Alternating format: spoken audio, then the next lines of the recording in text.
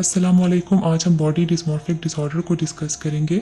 Body dysmorphic disorder को body dysmorphia या डिलूशनल डिस्मॉर्फियोफोबिया भी कहते हैं। ये ओसीडी की कैटेगरी में आता है। ये एक ऐसी मेंटल कंडीशन है जिसमें इंडिविजुअल को ये लगता है कि उसका कोई बॉडी पार्ट डिफेक्टिव है, जैसे किसी बॉडी पार्ट की शेप या साइज़ ठीक नहीं है। नॉर्मली बहुत से लोगों को अपनी अपीयरेंस में कुछ ना कुछ नापसंद होता है, जैसे किसी को अपनी नोज़, स्माइल, आइज़ या किसी भी बॉडी पार्ट को लेकर ये ख्यालात आते हैं कि ये बॉडी पार्ट परफेक्ट नहीं है। लेकिन ये इम्परफेक्शंस हमारी डेली लाइफ में इंटरफेयर नहीं करती। जिन लोगों को बीडीडी होता है वो अपनी अपीयरेंस के परसीव्ड फ्लॉज के बारे में बहुत सोचते रहते हैं। ये अपनी नेगेटिव थॉट्स को कंट्रोल नहीं कर पाते, चाहे वो डिफेक्ट बहुत माइनर हो या कोई डिफेक्ट हो ही ना, लेकिन वो अपनी अपीयरेंस से सेटिस्फाइड नहीं होते। अगर उनको कोई इस बात का यकीन भी दिलाए कि उनमें ऐसी कोई खामी नहीं है, तो वो उनकी बात का यकीन नहीं करते और अपनी नेगेटिव थॉट से प्री ऑक्यूपाइड रहते हैं। अक्सर ये डिसऑर्डर सेलिब्रिटीज़ में भी देखने में आता है। बॉडी डिस्मॉर्फिक डिसऑर्डर और ईटिंग डिसऑर्डर में सिमिलैरिटीज़ होती हैं, जैसे कि दोनों डिसऑर्डर्स में इंडिविजुअल का कंसर्न बॉडी इमेज से रिलेटेड होता है। इसको अगर हम डिफ्रेंशिएट करें तो हम कह सकते हैं कि ईटिंग डिसऑर्डर में इंडिविजुअल का कंसर्न वेट और इंटायर बॉडी शेप से होता है और वो इस बारे में परेशान होता रहता है, लेकिन बॉडी डिस्मॉर्फिक डिसऑर्डर में इंडिविजुअल का कंसर्न स्पेसिफिक बॉडी पार्ट होता है। जैसे कि हमने पहले भी बात की कि ये ओसीडी की कैटेगरी में आता है।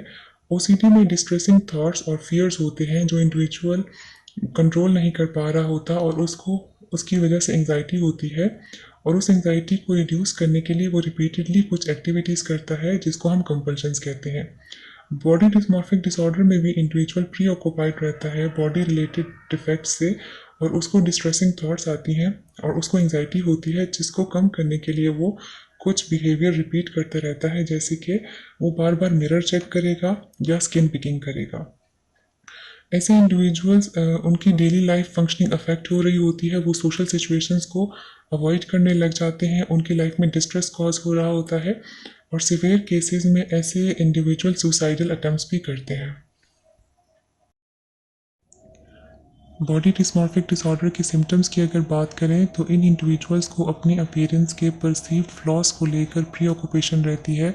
इन इंडिविजुअल्स में डिलीशंस ऑफ रेफरेंस भी हो सकता है, यानी लोग मेरे बारे में बात कर रहे हैं या मेरी अपीयरेंस को नेगेटिव वे में नोटिस कर रहे हैं। इनका एक स्ट्रॉन्ग बिलीफ होता है कि इनकी स्पेसिफिक बॉडी पार्ट डिफेक्टिव है और इनकी एक डिफॉर्म्ड या अगली अपीयरेंस है। ये बार बार मिरर में देखते रहेंगे या स्किन पिकिंग करेंगे, ग्रूमिंग करेंगे।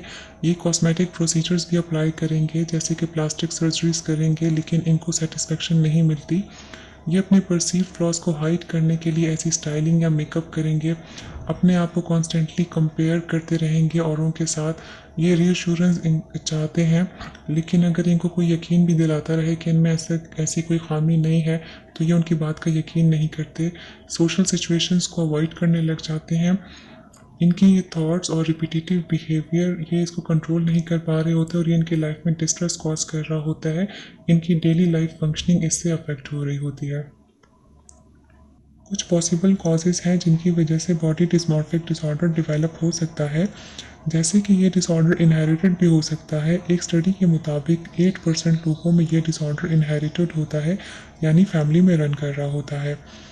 एक और स्टडी के मुताबिक 8 to 37% लोगों में जिनमें ओसीडी होता है वो भी बॉडी डिस्मॉर्फिक डिसऑर्डर से सफ़र हो सकते हैं। ब्रेन चेंजेस जैसे कि सेरोटोनिन की डेफिशिएंसी भी बॉडी डिस्मॉर्फिक डिसऑर्डर कॉज कर सकती है।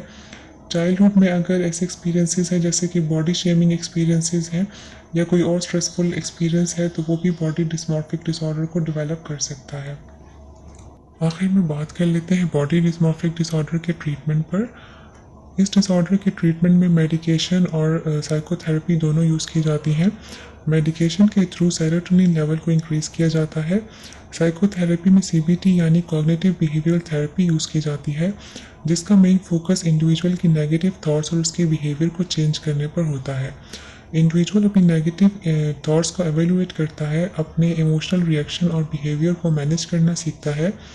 नेगेटिव ऑटोमेटिक थॉट्स को जो उनकी बॉडी इमेज रिलेटेड होती हैं उनको चैलेंज करना सीखता है। इसके अलावा वो अल्टरनेटिव वेज लर्न करता है, जिसकी वजह से वो अपने अर्जेस या रिपीटेटिव बिहेवियर को हैंडल करना जान जाता है। इस सब के अलावा इंडिविजुअल डिफरेंट स्ट्रेटजीज सीखता है जो कि उसकी मेंटल हेल्थ को इम्प्रूव करने में हेल्प करती हैं। आज के लिए इतना ही। मज़ीद वीडियोस के साथ फिर मिलेंगे। अल्लाह हाफ़िज़।